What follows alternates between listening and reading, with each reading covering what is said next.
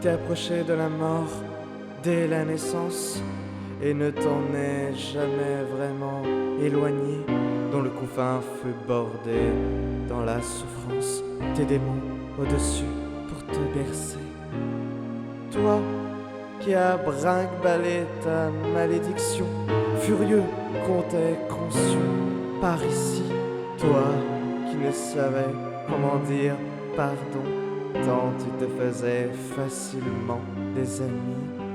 Toi qui allais cramer davantage ton âme, parce qu'il n'y avait que ça comme toi pour t'accueillir, te nourrir, te donner un dictam dans l'armée pour une guerre loin de chez toi. Toi qui tua un enfant soldat et dont je t'ai vu pleurer la mort bien des années, toute une vie au-delà de ta collection inepte de remords.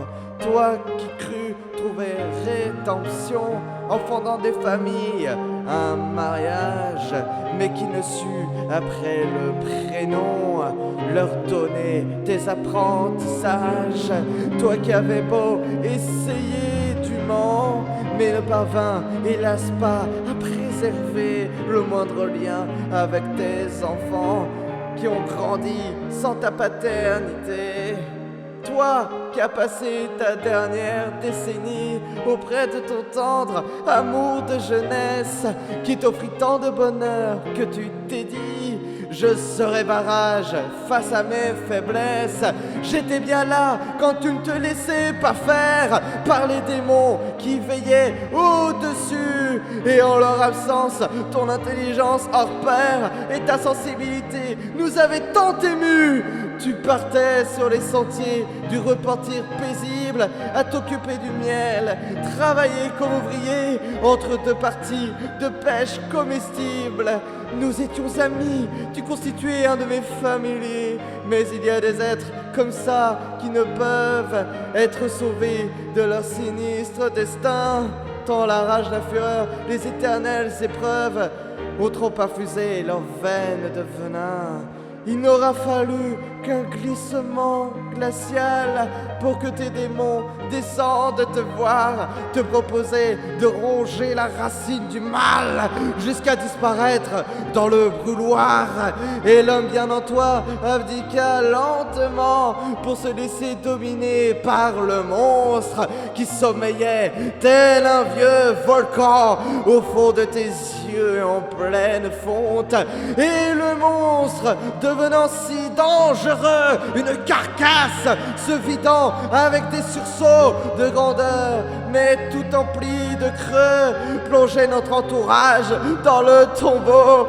Il eût fallu, ô toi, mon ancien cher ami, te lancer à la charogne de la rue, sachant ce qui t'y était promis, au vu de ton état, de ta chute absolue.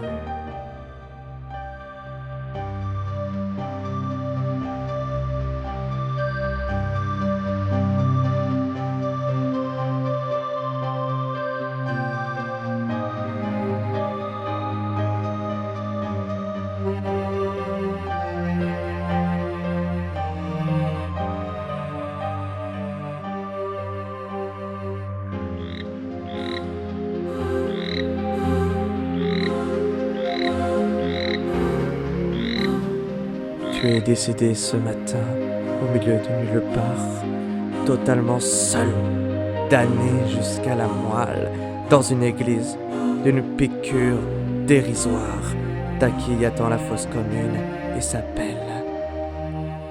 Je viendrai te voir à la morgue, comme un minable enterrement, où je prononcerai le seul monologue auquel aura droit ton corps de châtiment, pour te dire que, malgré tout, je sais que derrière le Mr. Hyde, il y logeait un enfant finalement doux, broyé par son éternel désespoir.